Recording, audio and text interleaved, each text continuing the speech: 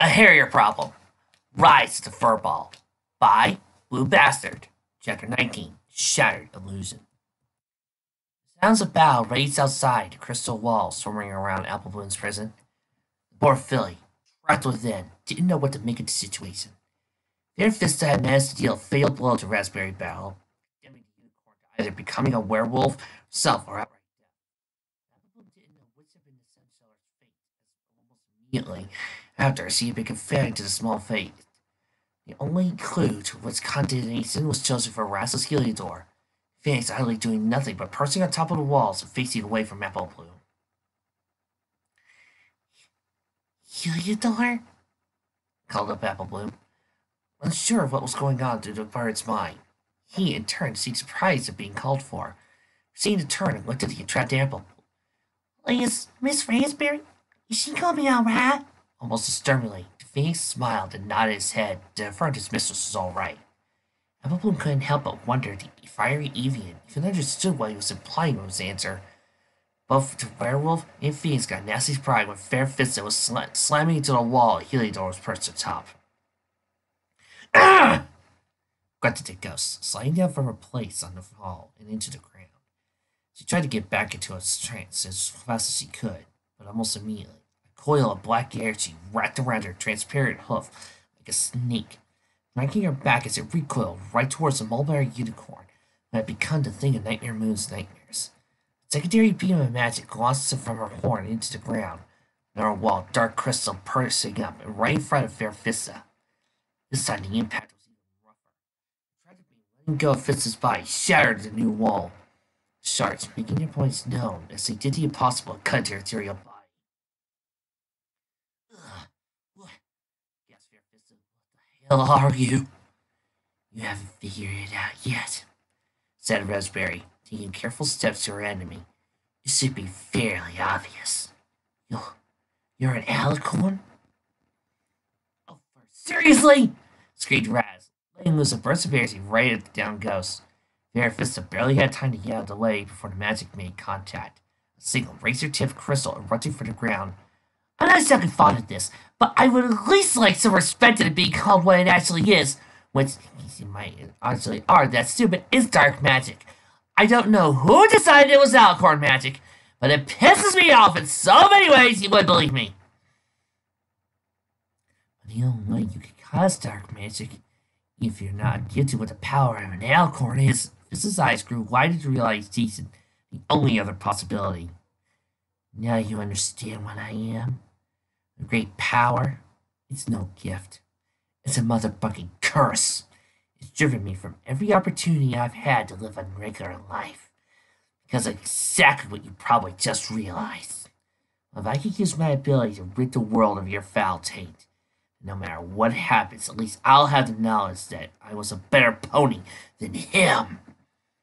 Despite the fact her coloration was already washed out by virtue of being a ghost, Vista still managed to turn an even paler shade into confirmation of what she had feared.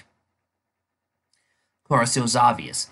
The only possible explanation for how this pony could not only wield power even the mighty alicorn sphere, but also be able to harm her despite the fact she wasn't really on the physical plane of existence.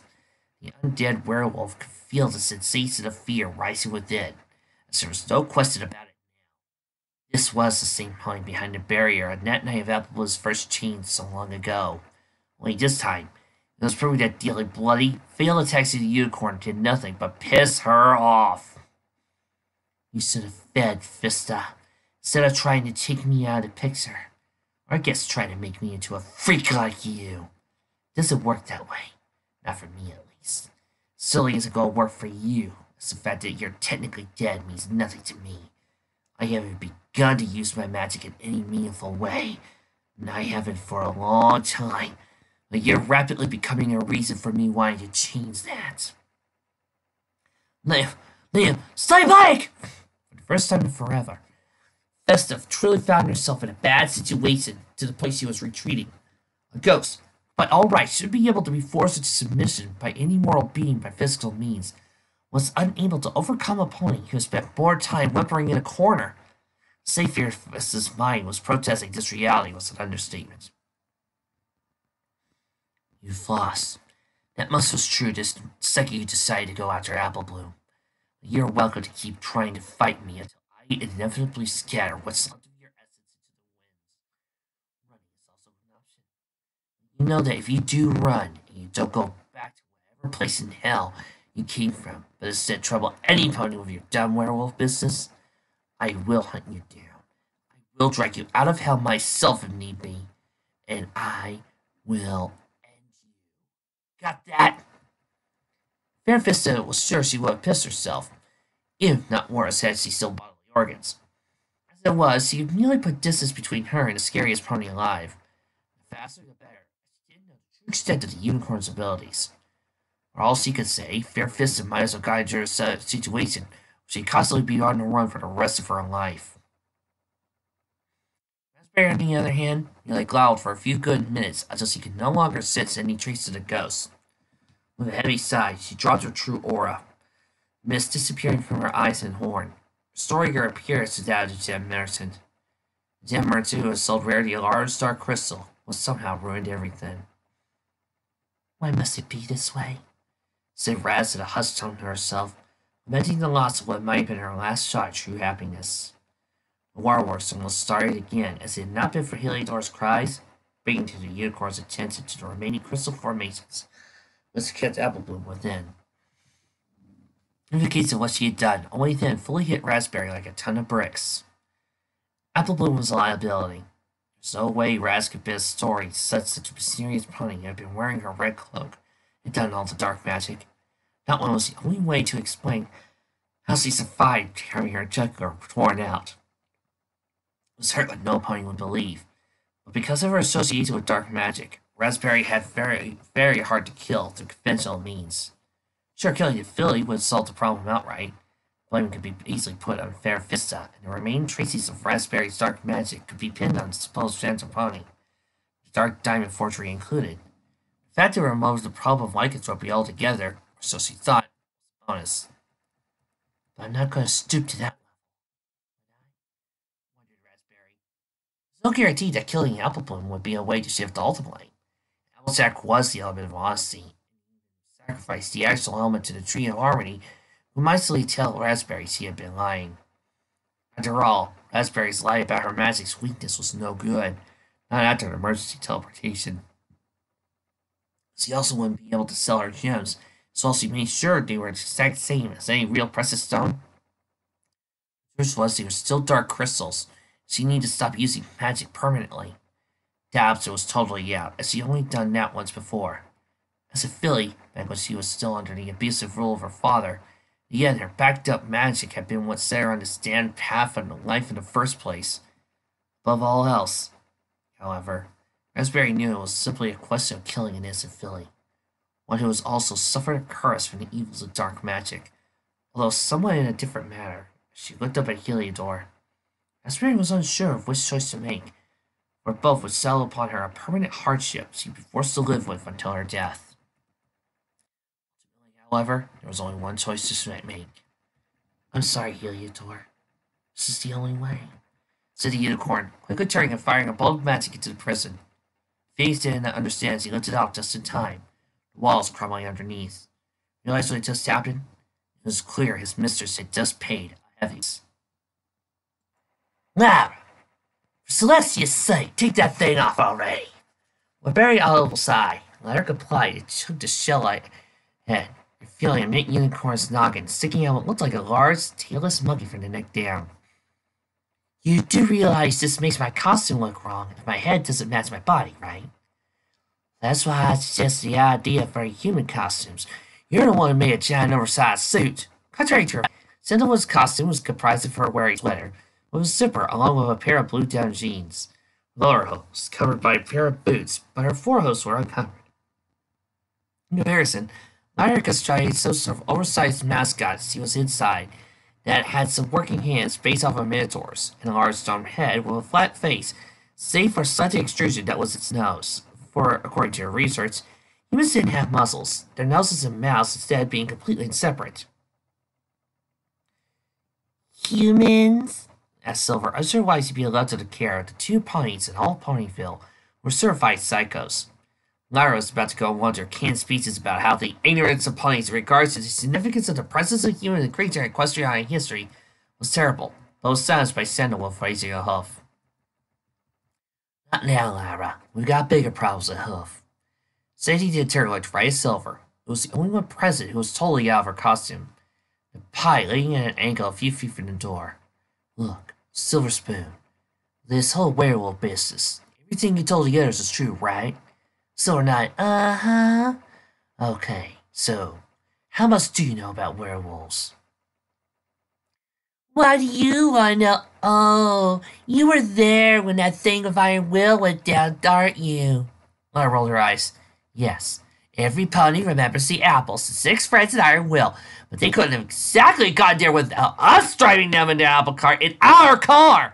But more importantly, we know more than you do about werewolves, that's for certain. So, Applejack was a werewolf? Sandalwood and Lyra blushed momentarily. And Pony managed to recover her first voice. Who told you? Silver took her turn to look exasperated. Fairfist, she gave a short summary of the event to me and Diamond for what she was able to piece together. Something about her significant other, Sable Loam, both she and him being immortal or something. Then the apples somehow being responsible for her death. Then later, Applejack specifically for her involvement in how Sable Loam died. Sandalwood raised an eyebrow. I know you've been saying her name a lot. I don't recall some pony named Fairfist having been involved in this. Really? Because I do, said Lyra. Remember that photograph Celestia found in Sable Loam's bag after Applejack had nailed him through that gravestone? Apparently it was a Fairfist from some point way back when. Princess also says she knew she killed a werewolf 10 years ago at that time. But she was mistaken. It wasn't Sable she killed. It was Fista. Oh, yeah. Then Applejack mentioned that gravestone, according to what Sable told her, was put there by him for... Sandalwood's eyes went wide. Same Ghost Trial and Co. are going after her. I don't know how Diamond got involved with this Fairfist ghost werewolf pony thing, lied Silver. Unless he just had that burning need to expose Apple Bloom as a werewolf or something. Oh, Princess above. Applejack was a werewolf's bad enough. Apple Bloom would be a total nightmare. Silver frowned. Oh, please. It wouldn't be as bad as having to help Diamond and that ghost in their harebrained attempts to fuss out Apple Bloom. First it was the cats, then it was the garlic stuff in the schoolhouse. Wait, interrupted Sandalwood. Garlic stuff? Like garlic scented stuff in the spot? Yeah, real nasty stuff too. But she had like gallons of the stuff and we poured it all over the place. You did what? With my soul science? Shouted Sandalwood. Sora didn't realize that maybe letting that slip had not been a good idea. As Apple Bloom opened her eyes, she saw the dark crystal walls had fallen away from her. Such that the space she had been confined to was freed of any black shards. What was left of the walls continued to degrade into nothing, as if it was sand being blown by a stiff breeze. Raspberry Barrel stood not too far away, her head turned away from Apple Bloom. Heliodor perched slightly on part of the ruins, having nothing to say. My spiral? Stammered Apple Bloom. She hadn't seen the fight, she easily heard it, and so was aware of everything Raspberry had said about her dark magic. You're safe now, Apple Bloom, replied the unicorn, opening her eyes but not turning to face the filly. Fairfist won't trouble you again, or any pony else if she knows what's good for her. But all this dark magic, was it really you? Raz didn't immediately respond. Instead, opted to choose her next words carefully, for they were determined Apple Bloom's further impressive of her now, if she knew enough about her. You heard everything that Ghost and I said. I was less by the fact that it's all good and right in the world. I should have been dead, or been afflicted with lycanthropy. But I'm not, as you can see. Please tell me the truth. Are you scared of me? It depends.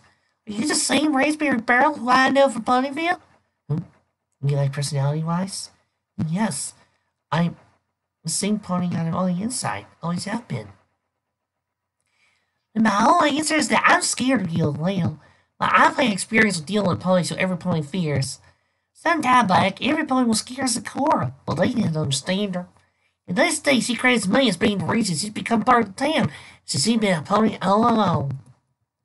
That was Sakura. Nice pony. Feared her because he didn't know what she was. With me, every pony will know. Princess Twilight felt my aura, and after what Spike did. What is that thing? Inquired Applebloom. He started Raz, nervously. But before she had reason to smile, never before had she found any pony who could possibly understand her. Except, here was a filly, subject to her own dark curse, not even fully pony anymore. Brave enough to listen to the pony who threw around dark crystals like snowballs. It was any pony at all who could help her finally fight the stigma of a curse. Here, come with me. I'll explain. Oh, okay. Mostly a quick gesture of her head, Raspberry began to lead Applebloom to someplace in the ruins. Young Apple didn't know what to expect, but it had been Keys Sakura. She had a gut feeling that Raspberry wasn't a bad pony. Sail, started Applebloom, quickly hushed by Raz. Please, I know you have a lot of questions, but I'd rather get to our destination first before I can answer them. It was a short trek, the destination being one of the few full standing homes within the ruins. Applebloom instinctively came to a halt, even though Beryl and Heliodor kept going to the entrance of the abode. Huh? Applebloom is just in. Oh, right, the barrier. One sec. The werewolf could only look on in morbid curiosity as Raspberry nonchalantly channeled dark powers through her horn. Bolts of almost invisible light shooting out, making contact with something Applebloom had only known was there by instinct. All around Beryl, a dome faded into visibility, only for it to break apart. Similar to how Shining Armor's force field had been broken by the chains links derived during the royal wedding incident, there was nothing left, and no sign had been there at all. You can come over now, Applebloom. That was the only defense I put up.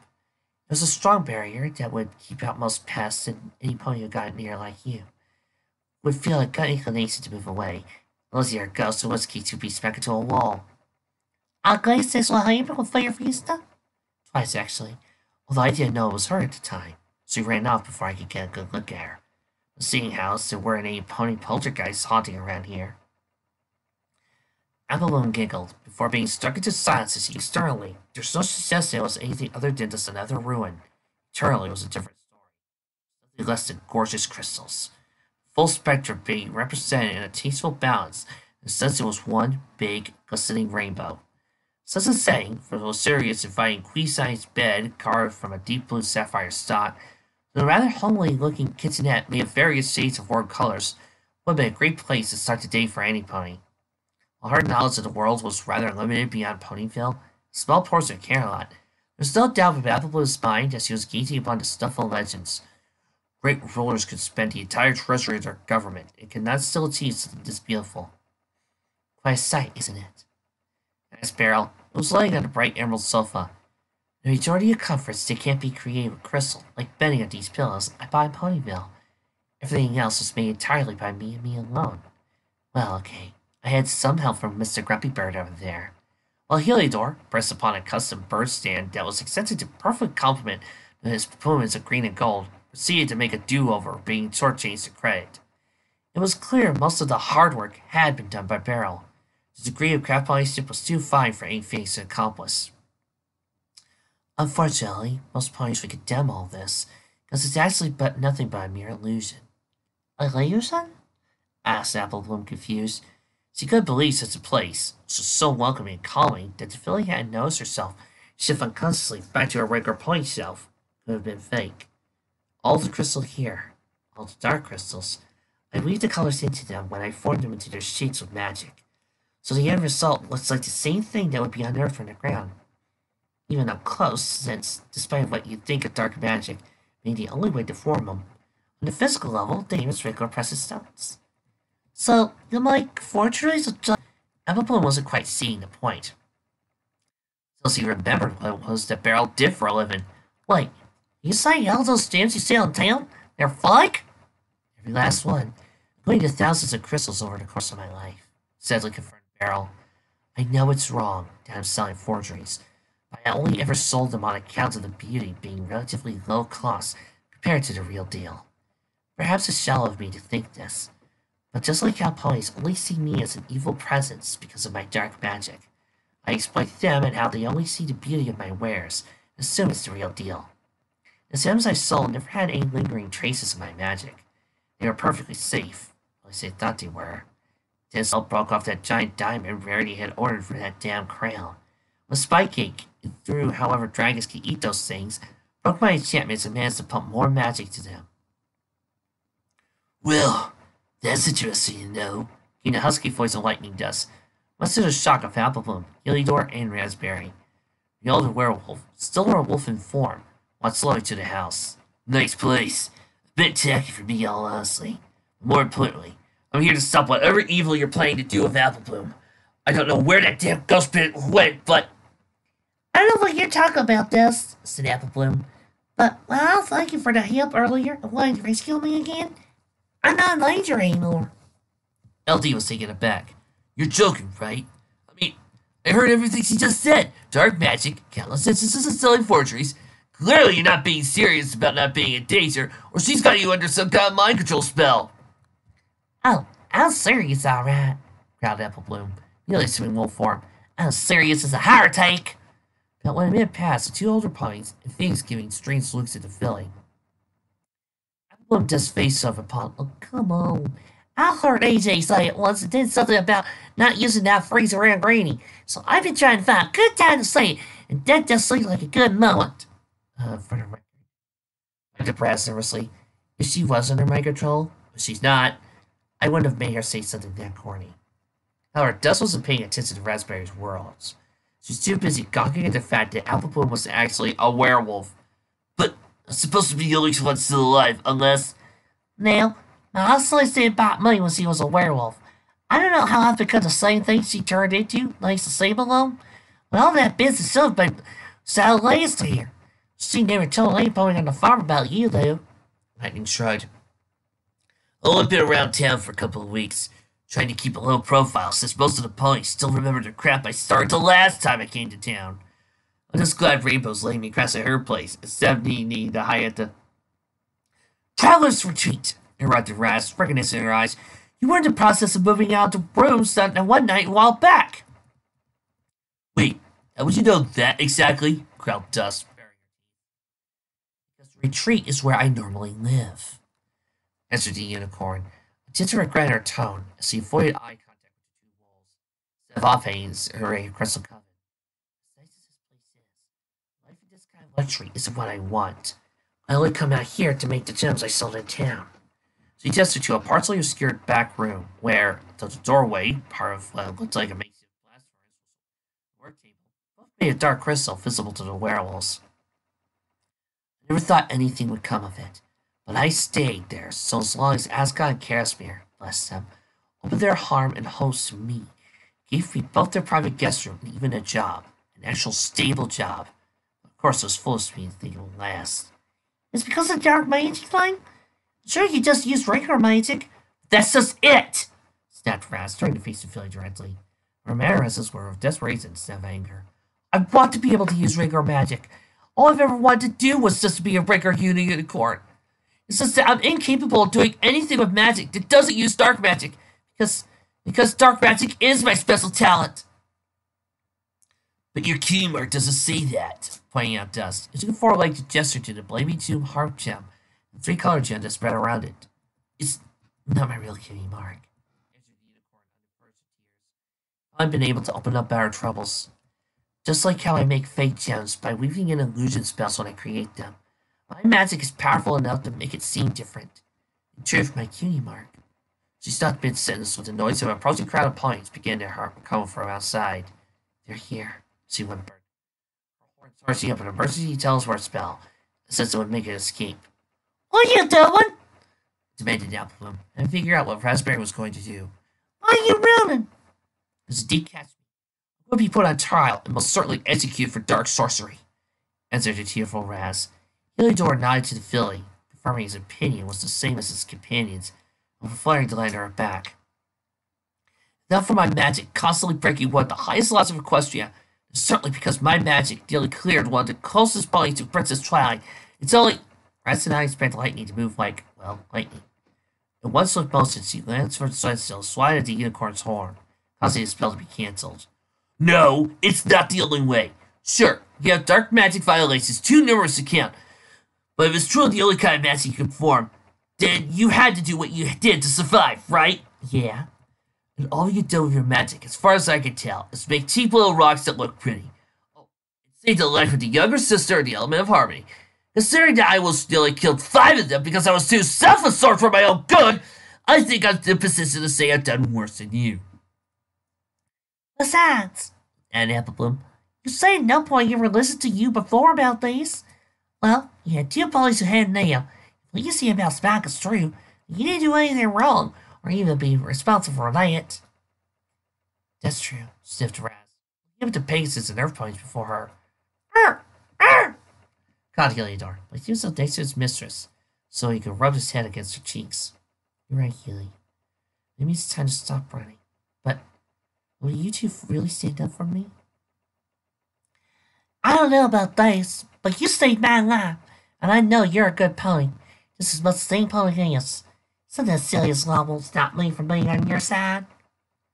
Besides, now that I think about it, and does, pause striking her chin, you are skilled in dark magic, like King what's his name? Sober? She says to Apple Bloom. Yeah, King Sobra. Then maybe you can help me out, since I'm still kind of the clock with this werewolf thing. You might be the only one who can stop it. By this point, the noise of ponies on the outside implied that only maybe a minute or two until they arrived. Can you not mention the fact that I'm a werewolf? Asked Apple Bloom, switching back to her regular form. Why? Inquired back Dust, also assuming regular form. Because if I can reveal my little hairy problem at a better time, Roll credits. hopefully he'll support you and turn your brains. Oh, I get you all right. Any further conversation was cut off by the arrival of the main 6. They're all a mixed bag of emotions, in various states of irritation. Twilight was clearly doing her chest, not to explode. A very unprincess-like of her. It was Applejack, however, who acted first. Blooming! She exclaimed, dancing over and tackling the feeling in a hug. I was so worried. I'm fine, AJ. I need some good protection to come to my aid. Let's say more than that. Lightning also led us straight to Raspberry Barrel, too, added Rainbow, who sorted and took a position behind the mulberry unicorn. Actually, Rainbow, interrupted Dust, I wasn't all that helpful. The ghost had already been driven off by the time I got here. If any point deserves praise for saving Apple Bloom, it's Raspberry. No offense, Dust. Twilight said, striding into the room at last. But this unicorn, she can't be trusted. Not after what she did to Spike. Certainly not after the discovery she's been involved in dark magic practices. Well, what she says is true, but she hadn't have anything to do with it. It was excellent, argued Apple Bloom. From there, things quickly devolved into a multi-sided group argument. Eventually became too much for the distraught pony caught in the mill. Enough! Shouted Raz. All voices silenced and looked at her. Take a deep breath to steady yourself. A glance at Heliodor, whose nodding gave her strength. Farrell looked at the unicorn in front of her to see what needed to be said. There is a lot I need to explain. This much I know. It's true I am guilty of practicing dark magic and selling forgeries of precious gems. But if I was every bit of the pony you think I am, just because I'm a dark magic user, but not an alicorn, do you think I would have stayed here and allowed you and your friends to corner me in this place? That I would have chosen to save the life of a young filly over fantasy to the forest to escape capture? They remained here because she told me. She believes even after all this, the princesses would have mercy on me? To tell the truth, why? Said Applejack. I know. The whole no dark magic thing and all.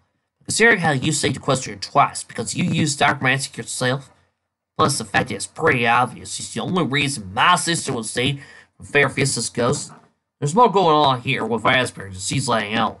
It's only fair we give her the fair. But, Applejack, I'm in agreement with her too, said Rarity. I hadn't said anything before our duty to be enraptured by the beautiful crystal around her. No pony with an evil heart would choose to hide in a place this lovely. Thus, I simply refuse to believe Raspberry better I knew. The timid gemmonger, who was such a joy to have around, was nothing but a fabricated persona. I'm sorry, girls, exclaimed Twilight, but even as a princess, I can't override the founding laws of Equestria. I have to have her arrested, and she must stand trial. I'm aware of that, said Raz, but if Apple Bloom is willing to believe in me, then I'm willing to believe in her. So I submit myself for arrest, princess, but in 4 conditions. And those would be? While I don't doubt your intentions, I want you to promise me no matter what happens, I'm given a fair trial.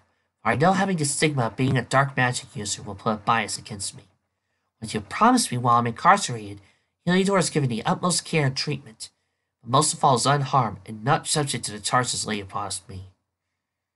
He's the closest thing I've ever had family for most of my life.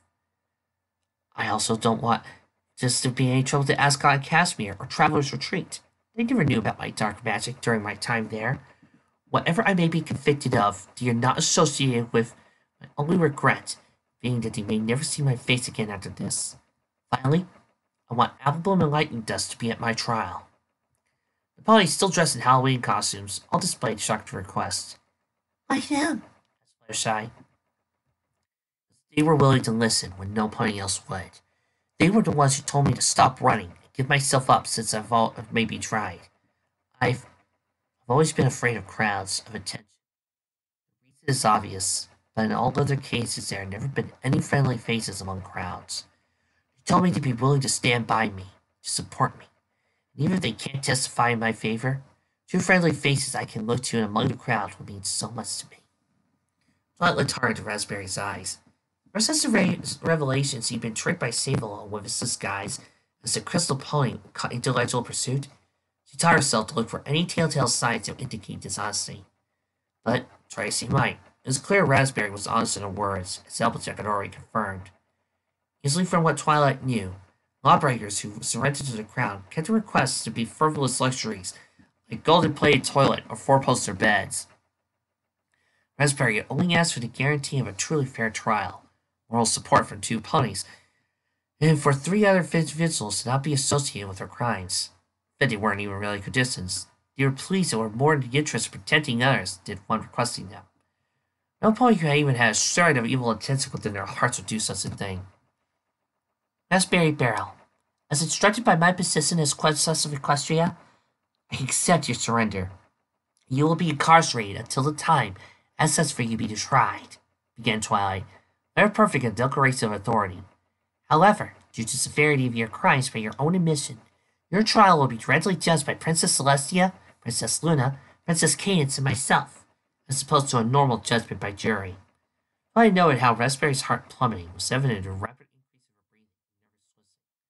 breathing. The princess gave a comforting smile and put a hoof on the other unicorn's shoulder. Personally, I think you stand a fair shot if it's just the princesses doing the judging. Your contestants, by which themselves are good evidence of your character, and my guarantee they'll be followed. I'll do all in my power as princess to assure the safety of those close to you. Now there will be no bias against you in a fair trial. As for the two ponies who wish to be there, Twilight glanced at Applebloom and then Lightning Dust, before resuming her gaze at Raz.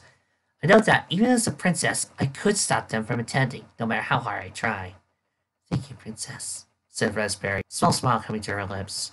She knew the trial would still be a grueling experience. No matter what Twilight could do, the three older princesses would still be biased against her due to all the dark magic charges. Now Heliodor, she hadn't asked to be with her when she stood trial, as she knew no pets were allowed on the stand.